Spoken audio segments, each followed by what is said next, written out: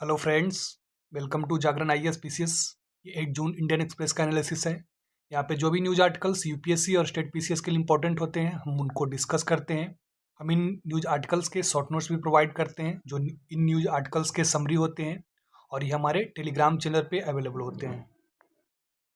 चलिए सबसे पहले न्यूज़ हेडलाइंस को देखते हैं, जो आगे डिस्कस होंगे। First news article editorial page का है, ये इकोनॉमी से रिलेटेड है।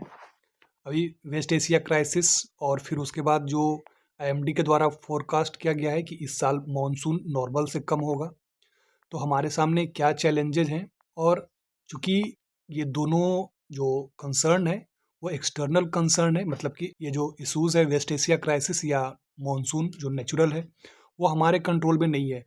तो हमारे कंट्रोल में जो है हम उसको क्या कंट्रोल कर सकते हैं और अपनी इकोनॉमी को किस तरह से ये जो टफ टाइम है इसमें बेटर कर सकते हैं, तो उसी से रिलेटेड पूरा ये डिस्कशन किया गया है। इसी से रिलेटेड जो दूसरा आर्टिकल है एडिटोरियल पेज का है, और ये अगेन वेस्ट एशिया क्राइसिस की वजह से जो फर्टिलाइजर शॉर्टेज और नॉर्मल मॉनसून की वजह से जो पैदावार कम होने के चांसेस है, तो उसको कैसे हैंडल किया जाए, बिकॉज फूड सिक्योरिटी हमारे लिए एक इम्पॉर्टेंट कंसर्न है। तो जो फर्टिलाइजर और जो पानी की कमी है उसको हम कैसे हैंडल कर सकते हैं, इस न्यूज आर्टिकल में बताया गया है, और गवर्नमेंट की क्या पॉलिसीज होनी चाहिए उसके बारे में डिस्कस किया गया है। Next news article again editorial page का है। NFHS 6 data national family health survey ये कराया जाता है, जो हेल्थ रिलेटेड जो करेंट सिनारियो है उसको मेजर करने के लिए।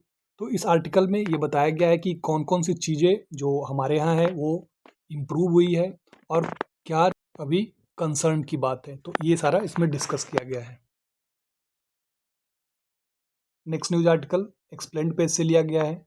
ये ह्यूमन ट्रैफिकिंग और फिर उसके बाद कॉमर्शियल या सेक्सुअल एक्सप्लॉयटेशन उनका होता है, और ये जो है जब इनको रेस्क्यू किया जाता है तो इनको एज अ क्रिमिनल समझा जाता है। जैसा कि आप न्यूज़ में देखते होंगे, जब भी इनको देखते होंगे तो ऐसा लगता होगा कि इन्होंने ही कुछ क्राइम किया है, जबकि ये विक्टिम होते हैं। तो सुप्रीम कोर्ट का एक ऑर्डर आया है इनके रिहेबिलिटेशन के लिए, कोई कॉम्प्रिहेंसिव लॉ नहीं है, तो सुप्रीम कोर्ट ने कुछ गाइडलाइंस ऑर्डर किए हैं, तो वो गवर्नमेंट को इम्प्लीमेंट करने हैं। सो उसी से रिलेटेड ये न्यूज़ आर्टिकल है। Next news article national page city page से रिलेटेड है। ये दिल्ली जो है वर्ल्ड में जो जितने भी कैपिटल्स है उसमें जो वर्ड की डाइवर्सिटी है उसमें सेकंड नंबर पे आता है, ये आपको पता नहीं होगा।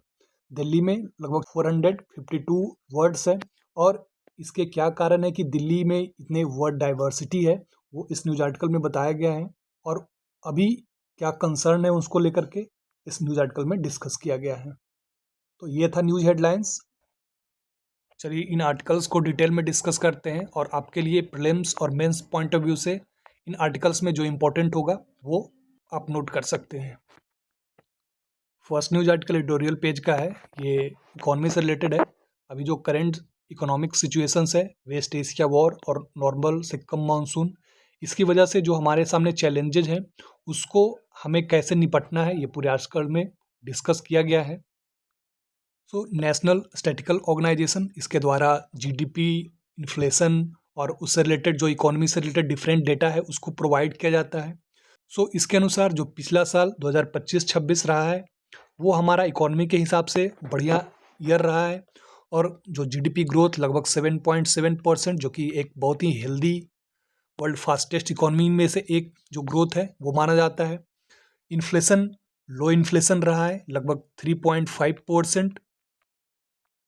उसके बाद मॉनसून पिछला अगर 2 साल की बात करें तो जो नॉर्मल जो लॉन्ग टर्म एवरेज होता है उसका लगभग 110%, और फिर 105%, ये पिछले 2 साल का लॉन्ग टर्म एवरेज मॉनसून रहा था। अगेन ऑयल प्राइसेस नॉर्मल थी लगभग $70-80 पर बैरल। उसके बाद यहाँ जो एक इम्पॉर्टेंट चीज़ नोट करने वाली है वो है कि आरबीआई 2025 के शुरुआत में और फिर लास्ट में दिसंबर जो रेपो रेट था उसमें लगभग 125 बेसिस पॉइंट का कट किया गया था। कहने का मतलब है कि 6.50% जो रेपो रेट था शुरुआत में 2025 के, आरबीआई के द्वारा जो पॉलिसी कट किया गया था, रेपो रेट को डिक्रीज करके 5.25% लाया गया था। वो ऐसा इसलिए बिकॉज आप इकोनॉमी में पढ़ते होंगे, आरबीआई रेट कट करती है जिससे जो मनी फ्लो है वो मार्केट में बढ़ता है, और मनी फ्लो जब मार्केट में बढ़ता है तो जो प्राइवेट कंजम्पशन या जो बिजनेसेस है वो ज़्यादा इन्वेस्ट करते हैं, और फिर उससे पूरा इकोनॉमिक ग्रोथ बढ़ता है और जीडीपी ग्रोथ अच्छा दिखता है। सो ये कहानी जो है पिछले साल की थी। इस साल का जो सिनारियो है, जो वेस्ट एशिया कॉन्फ्लिक्ट है, और फिर मॉनसून का नॉर्मल ना होना। आईएमडी ने जैसा फोकाट में बताया है कि जो मॉनसून है लॉन्ग टर्म जो एवरेज है उसका लगभग 90% होगा।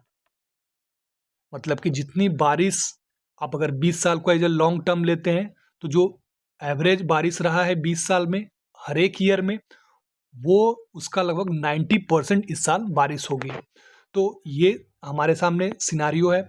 और जो अभी जो फोरकास्ट या जीडीपी का फोरकास्ट जो डिफरेंट इंस्टीट्यूशंस हैं आरबीआई के द्वारा, ये जो पिछला साल था वो 7.7% था, उससे ये घटकर लगभग 6.6% ये आरबीआई के द्वारा ये प्रिडिक्ट किया गया है। उसके बाद जो इन्फ्लेशन है, इन्फ्लेशन काफ़ी समय तक हमारे यहाँ जो 4% है उससे कम रहा है। इस बार ये आशंका जताई जा रही है कि लगभग ये 5.1% रह सकती है, जो कि अगेन जो आरबीआई का जो लिमिट है अपर और लोअर लिमिट 4 ± 2, तो ये आरबीआई का जो फ्लेक्सिबल बैंड है 6% का उसके नीचे ही रहेगा। सो अब स्पेसिफिक चैलेंजेस की ओर देखते हैं। जो वेस्ट एशिया क्राइसिस है उसकी वजह से क्या हुआ, सप्लाई चेन डिसरप्ट हुआ, और सबसे मेन जो ऑयल के प्राइसेस हैं वो इंक्रीज हुए, एनर्जी शॉक, और उसकी वजह से ट्रांसपोर्ट महंगा होगा। ट्रांसपोर्ट महंगा होगा तो जो गुड्स एंड सर्विसेज है वो महंगी होगी। जब इन्फ्लेशन होगा तो जो कॉस्ट ऑफ प्रोडक्शन होगा वो इंक्रीज हो जाएगा। तो जो कंपनीज मैन्युफैक्चर करती है वो लेस मैन्युफैक्चरिंग करेगी, और जो डिमांड है वो भी कम हो जाएगा बिकॉज जो इन्फ्लेशन बढ़ा है और जो लोगों की परचेजिंग पावर कम हुई है तो उससे डिमांड कम होगा, और फिर इकोनॉमिक ग्रोथ जो है आपको स्लोअर दिखाई देगा। अगेन जो अल नीनो है, जो मानसून कम होने का रीज़न है, अल नीनो आप जानते हैं जो पैसिफिक ओशन है, ईस्टर्न पैसिफिक ओशन है, जो साउथ अमेरिकन कंट्रीज़ के कोस्टल एरियाज़ हैं उनमें एक एबनॉर्मल कंडीशन होता है जिसमें जो सरफेस टेम्परेचर है सी का वो जो नॉर्मली जितना रहता है उससे ज़्यादा हो जाता है। इस वजह से अल नीनो इफेक्ट जो है वो कॉज में आता है, और वर्ल्ड वाइड जो मानसून की बारिश होती है वो कम हो जाती है, और इंडिया में भी इसका इफेक्ट पड़ता है। तो जब मानसून कम होगी तो हमारी पैदावार जो एग्रीकल्चर प्रोड्यूस है वो कम होगा, एग्रीकल्चर प्रोड्यूस कम होगा तो अगेन इन्फ्लेशन, और जो फार्मर्स है उनकी इनकम जो है वो कम होगी, इससे डिमांड कम होगा, और अगेन लीड्स टू जो जीडीपी ग्रोथ है वो कम होगा। अगर फाइनेंशियल मार्केट की बात करें तो जो इन्वेस्टर्स हैं उनका इन्वेस्टमेंट जो है कम होगा। वाई? बिकॉज जो जीडीपी ग्रोथ और पूरे इकोनॉमी को लेकर जो परसेप्शन इन्वेस्टर्स के पास होगा उनमें उनको प्रॉफिट कम दिखाई देगा, तो इन्वेस्टर्स जो है इन्वेस्टमेंट कम करेंगे, तो जो बोरोइंग है प्राइवेट कंपनीज़ के लिए, जो मार्केट के लिए, वो महंगी हो जाएगी, और जब वो महंगी हो जाएगी तो अगेन जो स्पेंडिंग है कंपनीज़ के द्वारा वो कम किया जाएगा, स्पेंडिंग कम होगी, अगेन फिर जीडीपी ग्रोथ वो कम होगा, और ये पूरा मामला जो है साइक्लिकल चलेगा। सो ये दोनों सिनारियो जो है वेस्ट एशिया कॉन्फ्लिक्ट और मॉनसून कम होना, ये हमारे हाथ में नहीं है, ये एक एक्सटर्नल फैक्टर है जिस पे हमारा बहुत ही कम कंट्रोल है। सो हमारा कंट्रोल किस पे है? तो हमारी जो डोमेस्टिक पॉलिसीज़ हैं, जो हमारी इकोनॉमी है, हमारा कंट्रोल उस पे है, जो गवर्नमेंट और आरबीआई कंट्रोल कर सकती है। वो ऐसे कि चूँकि बोरोइंग महंगा हो जाएगा तो मार्केट में जो क्रेडिट है वो जो है उसकी कमी होगी, तो जो एमएसएमई सेक्टर है उसके लिए भी कम होगा, तो गवर्नमेंट को उसको सपोर्ट करना होगा। बिकॉज एमएसएमई हमारे एक्सपोर्ट का या हमारी इकोनॉमी का एक सिग्निफिकेंट हिस्सा कंट्रीब्यूट करते हैं। उसके बाद जो एनर्जी से रिलेटेड इश्यूज़ है, जो एनर्जी सिक्योरिटी है, उसको इंश्योर करना होगा। अभी जैसा कि आप देख रहे होंगे, ओमान को लेकर के चर्चा हो रही है कि कैसे ओमान से हमारा जो फ्री ट्रेड एग्रीमेंट हुआ है, तो वो एक सेंटर स्टेज पे है कि कैसे जो स्टेट ऑफ हुर्मुज का ब्लॉकेड हुआ है उसको बाईपास कर हम कर सकते हैं। सो इस पे विचार किया जा रहा है और जो नए नए तरीके हैं एनर्जी के, वो एक्सप्लोर किए जा रहे हैं। तो एनर्जी, और चूँकि हम ऑयल और एनर्जी गैसेस के लिए बहुत ज़्यादा इम्पोर्ट पे डिपेंडेंट हैं, तो उसको भी इंश्योर किया जा रहा है कि कैसे कम से कम जो है हमारा इसमें लॉस हो और जो एनर्जी सप्लाई है उसको, ये जो सिचुएशन है उसको बाईपास किया जाए। अगेन, इन्वेस्टमेंट जो प्राइवेट कंपनीज है उसका तभी बढ़ेगी जब हमारे यहाँ जो बिजनेस इन्वायरमेंट है वो अच्छा होगा। तो ईज ऑफ डूइंग बिजनेस को हमको जो है पहले से बढ़ाना होगा। सो प्राइवेट जो कंपनीज है, अगर ईज ऑफ बिजनेस अच्छी होगी तो उनका एक्सपेंडिचर बढ़ेगा और फिर उससे जॉब्स और डिमांड क्रिएट होगा। अभी हमने जो फ्री ट्रेड एग्रीमेंट जिसके साथ भी किया हो, यूरोपियन कंट्रीज़, ओमान और दूसरे कंट्रीज़, सो उन एग्रीमेंट को इम्प्लीमेंट करने का ये परफेक्ट समय है। और उसके बाद जो हमारे रिफॉर्म्स है, जैसे कि बहुत सारे पेंडिंग रिफॉर्म्स, जैसे कि सब्सिडी को लेकर के आप रोज़ न्यूज़ आर्टिकल्स पढ़ते होंगे कि कैसे हमको सब्सिडी को रिफॉर्म करना चाहिए ताकि जो अभी का जो टफ टाइम है उसको हम डील कर सकें। उसके बाद जो जुडिशरी में रिफॉर्म्स है, बिकॉज बिजनेस इन्वायरमेंट और जुडिशरी इसमें कनेक्शन है। बिकॉज जितना जुडिशरी आसान होगी बिजनेसेस के लिए, उतना बिजनेस इन्वायरमेंट अच्छा होगा। सो ये सारे रिफॉर्म्स जो हम पहले से जो करते आ रहे हैं उसको और भी रैपिड वे में करने की ज़रूरत है। उसके बाद ये जो दूसरा आर्टिकल है लगभग इसी से कनेक्टेड है, ये एडिटोरियल पेज का ही है। जैसा कि मैंने पहले बताया, जो इस साल मानसून जो है कम होगी। 2025 में लॉन्ग टाइम एवरेज उसका 110% थी और 2024 में ये 104% थी। इस साल 90% रहने की उम्मीद है और इसकी वजह क्या है? अल नीनो है। सो इससे क्या होगा? अल नीनो से जो बारिश कम होगी। बट यहाँ एक चीज़ जो इम्पोर्टेंट, जो पॉइंट नोट करने वाली है वो ये है कि अभी जो जून का महीना है, जून जुलाई, तो इसमें जो मानसून की बारिश होगी वो तो नॉर्मल होगी, बट जो सेकेंड हाफ है, जून जुलाई अगस्त, ये फर्स्ट हाफ, और फिर उसके बाद सितंबर अक्टूबर नवंबर, सो इसमें जो बारिश होगी वो जो है, जो एवरेज लॉन्ग टर्म है उससे काफ़ी कम होगी। सो अभी जो पैदावार है, जो हम अभी धान की खेती करते हैं, तो वो तो नॉर्मल हो सकती है, बट जो आने वाले समय में, मतलब ये जो मानसून के समय जो हम क्रॉप ग्रो करते हैं उसको खरीफ कहते हैं, और जो विंटर के सीजन में जो क्रॉप्स बोया जाता है उसको रबी कहते हैं।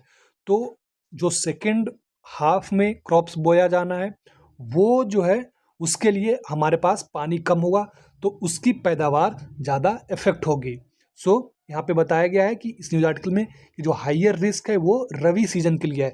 अगेन, जो वेस्ट एशिया क्राइसिस और उससे एनर्जी सप्लाई में जो शॉक्स है, और चूँकि जो हमारा फर्टिलाइज़र है वो जो नेचुरल गैस है उससे बनाया जाता है और काफ़ी हम इम्पोर्ट पे डिपेंडेंट हैं, तो फर्टिलाइज़र की कमी जो होगी, तो अभी जो क्रॉप बोया जा रहा है उसके लिए हमारे पास फर्टिलाइज़र है, बट जो रबी क्रॉप्स को बोया जाना है उसके लिए हमारे पास फर्टिलाइज़र की कमी होगी।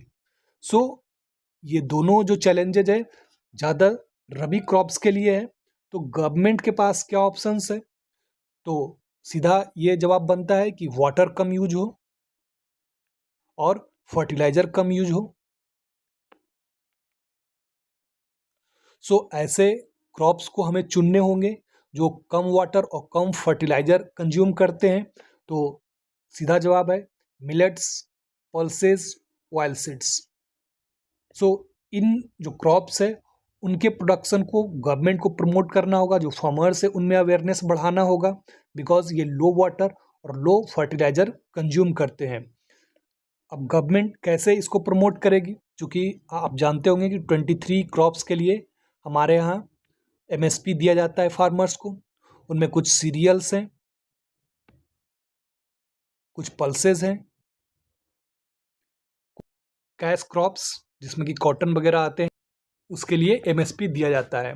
तो गवर्नमेंट इन क्रॉप्स के लिए जो एमएसपी देती है, गवर्नमेंट को इंश्योर करना होगा कि जो फार्मर्स हैं उनको ये क्रॉप्स जो कि कम वाटर और कम फर्टिलाइजर यूज करते हैं, उनमें एमएसपी जो है प्रॉपर उनको सहारा दिया जाए, ताकि वो कम वाटर और कम फर्टिलाइजर यूज वाले क्रॉप्स को बोने के लिए वो इनकरेज्ड किए जाए। इस न्यूज आर्टिकल में जो आपके लिए इम्पोर्टेंट है, जो पॉलिसी फोकस है, वो आप मेंस पॉइंट में नोट कर सकते हैं। जो ये अंडरस्टैंडिंग है कि कैसे इन क्राइसिस से हमारा इकोनॉमिक ग्रोथ इफेक्ट होता है, वो आपको समझना चाहिए। उसके बाद जब इस तरह के जो सिचुएशंस आते हैं जिसमें कि कम पैदावार या फिर हमारे पास मॉनसून कम होता है और जो फर्टिलाइज़र है उसमें कमी आती है, तो हम इसको कैसे डील कर सकते हैं। तो ये लो फर्टिलाइज़र, लो वाटर यूज क्रॉप, ये आप मेंस पॉइंट में नोट कर सकते हैं। आगे बढ़ते हैं next news article. Next news article explained page का है। ये ह्यूमन ट्रैफिकिंग और उसके बाद उनको प्रोस्टिट्यूशन और या फिर कॉमर्शियल या सेक्सुअल एक्सप्लॉयटेशन के वो जो विक्टिम्स होते हैं, उनके रिहेबिलिटेशन के लिए क्या गवर्नमेंट के पास कोई कॉम्प्रिहेंसिव प्लान है, तो उससे रिलेटेड है। और ये सुप्रीम कोर्ट का एक गाइडलाइंस आया है जिसमें एक केस के दौरान सुप्रीम कोर्ट के द्वारा ये गाइडलाइंस गवर्नमेंट को दिए गए हैं कि इनके रिहेबिलिटेशन से रिलेटेड जो स्टैंडर्ड और प्रोसीजर्स है उसको इंश्योर किया जाए। बिकॉज एक जो सबसे बड़ी समस्या है, इस तरह के जो लोग होते हैं, जो विक्टिम्स होते हैं, उनको हम जब भी न्यूज़ चैनल पे देखते हैं कि इस तरह के रेस्क्यू होते हैं, तो उनको आप देखते होंगे कि लोग इनको ही क्रिमिनल समझते हैं, मतलब कि इन्होंने ही कुछ किया है। और फिर इनका जो रिहैबिलिटेशन के लिए जो इनको सपोर्ट मिलना चाहिए, वो फिर अगर सोसाइटी इनके प्रति सेंसिटिव नहीं है, तो फिर रिहैबिलिटेशन उस अनुसार नहीं हो पाता है। यहाँ पे सुप्रीम कोर्ट ने ये कहा है कि ये जो विक्टिम्स है, इनके प्रति जो हमारा परसेप्शंस है वो हमको चेंज करने की ज़रूरत है और इनको विक्टिम मानना चाहिए, ना कि क्रिमिनल। और इनके रिहैबिलिटेशन के लिए गवर्नमेंट को प्रॉपर प्लानिंग और इंश्योरेंस देना चाहिए। सुप्रीम कोर्ट ने इसको एक कॉन्स्टिट्यूशनल राइट बताया है रिहैबिलिटेशन का। हमारे यहाँ इससे रिलेटेड जो rules and regulation, immoral trafficking protection act 1956, इसके अंडर जो लॉज है उनमें क्या होता है कि इनको जब ये रेस्क्यू किए जाते हैं तो उनको कुछ डिटेंशन सेंटर में रखा जाता है, मतलब उसको प्रोटेक्टिव होम बोला जाता है। बट बहुत सारे ऐसे लोग होते हैं जिनको डिटेंशन सेंटर में रखने की ज़रूरत नहीं होती है, और सुप्रीम कोर्ट ने कहा है कि उनके कंसेंट के बेसिस पे, मतलब वो रहना चाहते हैं कि नहीं प्रोटेक्टेड होम से, तो उनके कंसेंट से ही उनको वहाँ रखा जाए। ऐसा ना हो कि उनको ज़बरदस्ती वहाँ रखा जाए, पहले से ही वो एक्सप्लॉइट हो जा रहे हैं और फिर जब वो बाहर निकल के रेस्क्यू किया जा रहा है फिर उनको जो है उनको एक्सप्लॉइट किया जा रहा है प्रोटेक्टिव होम्स के नाम पे। सुप्रीम कोर्ट ने गवर्नमेंट को, जो विमेन एंड चाइल्ड डिपार्टमेंट है health and family welfare ministry के अंडर में, उसको एक स्टैंडर्ड ऑफ प्रोसीजर, रेस्क्यू के बाद क्या करना है वो एक स्टैंडर्ड ऑफ प्रोसीजर तय करने के लिए एक प्लान बनाने के लिए बोला गया है। और उनको कैसे रिलीफ दिया जाएगा, कैसे रिहेबिलिटेट किया जाएगा। बिकॉज जब रेस्क्यू किया जाता है तो चूंकि उनके मेंटल जो कंडीशन होते हैं वे अच्छे नहीं होते हैं, बिकॉज वो लंबे समय तक एक्सप्लॉइटेड होते हैं, तो उनको काउंसलिंग, फीमेल डॉक्टर्स के द्वारा चेकअप, और सबसे इम्पोर्टेंट उनकी प्राइवेसी, ये उनके लिए और हमारे लिए भी इम्पोर्टेंट है। आफ्टर रेस्क्यू गवर्नमेंट को ये इंश्योर करना होगा। उसके बाद उनके रिहैबिलिटेशन के लिए स्किल डेवलपमेंट, फाइनेंशियल एड और लीगल एड, ये सारा सपोर्ट उनको सपोर्ट देना होगा, बिकॉज वे विक्टिम है, ना कि क्रिमिनल है। इसके बाद सुप्रीम कोर्ट ने एक जो इम्पोर्टेंट यहाँ पे पॉइंट नोट करने वाली है, नेशनल ट्रैफिकिंग सिस्टम, इस तरह के सिस्टम बनाने की गवर्नमेंट को सलाह दी है। बिकॉज ये जब रेस्क्यू किए जाते हैं उसके बाद फिर से कहीं वो इस तरह के जाल में फंस न जाए और फिर से वही जो है जो एक्सप्लॉयटेशन और जो निरंतर लाइफ है वो जीने के लिए मजबूर हो जाए। सो एक नेशनल ट्रैकिंग सिस्टम, इस तरह के सिस्टम बनाने के लिए सुप्रीम कोर्ट के द्वारा गवर्नमेंट को कहा गया है। तो इस न्यूज़ आर्टिकल में जो आपके लिए इम्पोर्टेंट चीज़ है वो जो आपको ध्यान रखना है, सुप्रीम कोर्ट के द्वारा जो ये विक्टिम्स और क्रिमिनल्स, इसमें डिफरेंस बताया गया है, ये आप एज अ मेंस पॉइंट के रूप में नोट कर सकते हैं। उसके बाद इनका rehabilitation, standard of procedure plan, और ये जो इनका कॉन्स्टिट्यूशनल राइट्स है ये। उसके बाद नेशनल ट्रैकिंग सिस्टम, बिकॉज अगर ये सब पॉइंट आप अपने मेंस में ऐड करते हैं ये तो आपको एक्स्ट्रा एज देगा। उसके बाद जो इमोरल ट्रैफिकिंग प्रोटेक्शन एक्ट ये है, ये आपको ध्यान रखना है। आगे बढ़ते हैं नेक्स्ट न्यूज आर्टिकल।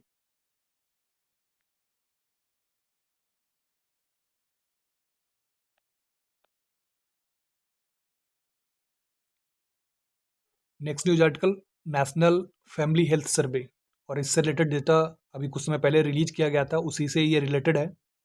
ये एडिटोरियल पेज का है। इस न्यूज आर्टिकल में बताया गया कि हमने अभी तक क्या अचीव किया गया है फैमिली हेल्थ के मामले में, और क्या इस डेटा में जो कंसर्न्स बताए गए हैं ये न्यूज आर्टिकल में डिस्कस किया गया है। जो 6th एडिशन ऑफ डेटा है उसमें बताया गया कि स्टंटिंग हेल्थ से रिलेटेड जो इशू है, जिसमें कि एज के अनुसार जो बच्चे का हाइट है वो बढ़ता नहीं है, इसको स्टंटिंग कहा जाता है। तो ये लगभग 35% से 31% ये रिड्यूस हुआ है। उसके बाद वेस्टिंग, जिसमें बच्चे का जो वेट है वो हाइट के अनुसार नहीं बढ़ता है, तो इसमें जो सीवियर वेस्टिंग है वो लगभग 7.5% से 5.2% तक आया है, मतलब कम हुआ है। और जो नॉर्मल वेस्टिंग है वो लगभग उतना का उतना ही है, लगभग 90%, मतलब उसमें भी कुछ कमी आई है बट ये उतना ही रहा है लगभग। उसके बाद अंडरवेट। सो वेस्टिंग और अंडरवेट में अंतर ये है कि वेस्टिंग जो है आपका जो वेट और हाइट ये रेशियो मापा जाता है, जबकि अंडरवेट है वेट वर्सेस एज, एज के अनुसार मापा जाता है। मतलब जिन बच्चों का एज के अनुसार वेट जो है कम होता है वो अंडरवेट होते हैं, और उसमें भी कमी आई है।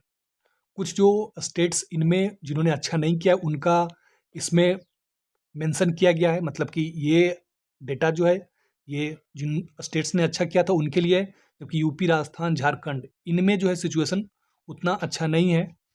और जो एक इशू हम इस डेटा में मेंशन किया गया है वो है कि जो 6 से 23 महीने के बच्चे हैं उनमें जो न्यूट्रिशन होना चाहिए, जो गवर्नमेंट के द्वारा या जो इसके लिए बॉडी होती है जो सजेस्ट करती है कि बच्चे को कितना न्यूट्रिशन मिलना चाहिए, तो उनके अनुसार जो परफेक्ट न्यूट्रिशन है वो लगभग 10% बच्चों को ही दी जा रही है, और 90% बच्चे जो है जो प्रॉपर न्यूट्रिशन है उनको नहीं मिल रहा है। और इसमें जो एक इम्पॉर्टेंट चीज़ नोट करने वाली है, जो ब्रेस्ट फीडिंग है उसमें कमी आई है। ये जो है ये एनएफएस डेटा का जो एक इम्पॉर्टेंट पॉइंट है जो चर्चा में है वो है, इसीलिए ये आर्टिकल जो है इसी थीम के अराउंड है। उसमें कमी आई है बिकॉज ब्रेस्ट फीडिंग और उससे जो बच्चे का इम्यूनेशन होता है वो इफेक्ट होता है। उसके बाद इन्फेक्शन से लड़ने की जो क्षमता है वो बच्चे में आती है, वो कम होता है, और प्रॉपर जो है ओवरऑल ग्रोथ पे बच्चे के ये असर पड़ता है। सो इसमें कमी आई है। दूसरे चीज़ें जो वैक्सीनेशन है उसमें बढ़ोतरी हुई है, 76% से लगभग 82% ये इंक्रीज हुआ है। बट जो 3 इशूज़ हमारे सामने हैं वो वेस्टिंग, जो नॉर्मल वेस्टिंग है बिकॉज ये लगभग कांस्टेंट रहा है, और जो बच्चों को प्रॉपर डाइट न्यूट्रिशन नहीं मिल पाता है लगभग 90% बच्चों को, और ब्रेस्ट फीडिंग इसमें जो कमी आई है वो हमारे सामने 3 इशू है। सो अगर फैमिली हेल्थ और इससे रिलेटेड कोई क्वेश्चन आता है और इससे रिलेटेड कोई आप नोट्स तैयार करते हैं तो इसमें ये 3 चीज़ें जो है आप नोट कर सकते हैं, ऐड कर सकते हैं। Next news article city page से है, ये दिल्ली से रिलेटेड है। दिल्ली वर्ड एटलस, ये एक सर्वे है, इसके अनुसार जो दिल्ली में वर्ड की डाइवर्सिटी है वो वर्ल्ड वाइड नौरोबी, इसके बाद जो जो भी कैपिटल्स हैं दुनिया में उसमें नैरोबी के बाद दिल्ली में सबसे ज़्यादा वर्ड डाइवर्सिटी पाई जाती है, ये सर्वे में बताया गया है। इस सर्वे के अनुसार लगभग दिल्ली में वर्ड के स्पीसीज लगभग 452 ये वर्ड की डाइवर्सिटी है। और इसका जो इम्पोर्टेंट रीजन है, मतलब क्यों ये डाइवर्सिटी दिल्ली में है वर्ड की, अरावली हिल्स, ये टेरेन जो है हिली टेरेन, रगेड टेरेन, इनमें वर्ड्स रहते हैं। उसके बाद यमुना फ्लड प्लेन्स जो वेटलैंड होते हैं, आप जानते होंगे कि बहुत सारे वर्ड्स जो है जो कि वेटलैंड सराउंडिंग्स में रहते हैं। सो ये दिल्ली जो यमुना फ्लड प्लेन है वो इम्पोर्टेंट हैबिटेट है वर्ड्स का। उसके बाद जो एक इम्पोर्टेंट पॉइंट यहाँ पे नोट करने वाली है, माइग्रेटरी फ्लाईवे, जो सेंट्रल एशियन कंट्रीज से जो वर्ड माइग्रेट होकर के आते हैं और दूसरे रीजन्स में जाते हैं, तो वो माइग्रेट होकर के ये जो दिल्ली है वो फ्लाईवे के बीच में पड़ता है और यहाँ जो है वर्ड रुकते हैं। सो ये 3 रीज़न है जिसकी वजह से दिल्ली में जो वर्ड की डाइवर्सिटी है वो अच्छी है और ये इन्वायरमेंट और इकोलॉजी के लिए, बायोडाइवर्सिटी के लिए अच्छी बात है। बट उसमें जो इशूज़ है उस सर्वे में ये भी बताया गया है, जो habitat degradation because urban expansion की वजह से जो नेचुरल इकोसिस्टम है उसको हानि पहुंचती है और उससे जो नेचर में रहने वाले जो भी प्राणी है उसके हैबिटेट डिग्रेड होते हैं और उनमें बर्ड भी है। उसके बाद फ्रेगमेंटेशन, अगेन अर्बनाइजेशन की वजह से, जैसे कि आप रोड बनता है तो जो जंगल है उनको डिवाइड कर दिया जाता है, तो जंगल या फॉरेस्ट जिनमें इनके हैबिटेट होते हैं वे अब छोटे छोटे हो जाते हैं। उसके बाद पॉल्यूशन एक मेन वजह है, दिल्ली में पॉल्यूशन कहने की बात ही नहीं है। उसके बाद इंक्रोचमेंट, जो हैबिटेट हैं जो फॉरेस्ट एरियाज़ हैं उनका जो इंक्रोचमेंट होता है उसकी वजह से जो इनके हैबिटेट डिस्ट्रॉय होते हैं, तो ये इशूज़ है। और एक और इशू जो इस सर्वे में बताया गया है वो है वाटर वर्ड्स, मतलब जो वर्ड्स वाटर, वेटलैंड और उनके सराउंडिंग्स में रहते हैं उनकी संख्या कम हुई है। और एक स्पीसीज जो स्पैरो जो चर्चा में रहती है, जो आप देखते होंगे कि इसके अराउंड चर्चा रहती है कि स्पैरो जो है लगभग विलुप्त हो गया है, बट इस डेटा में कहा गया है कि कुछ एरियाज में स्पैरो यानी गौरैया दिल्ली में है और कुछ एरियाज में नहीं है। सो ये संख्या जो है लगभग स्टेबल है, मतलब कि इसमें ज़्यादा चिंता करने की ज़रूरत नहीं है। कुछ एरियाज में बिल्कुल भी नहीं दिखाई देते हैं और कुछ एरियाज में है और लगभग इनकी संख्या स्टेबल देखी गई है। सो इस न्यूज़ आर्टिकल में जो चीज़ आपको ध्यान देने वाली बात है वो ये वर्ड डाइवर्सिटी किस वजह से है वो आपके लिए इम्पॉर्टेंट हो जाता है और इनके क्या इशूज़ हैं वो आप मेंस में ऐड कर सकते हैं। सो ये था आज का इंडियन एक्सप्रेस का एनालिसिस। आई होप आपके लिए यूजफुल रहा होगा। All the best, thank you for watching.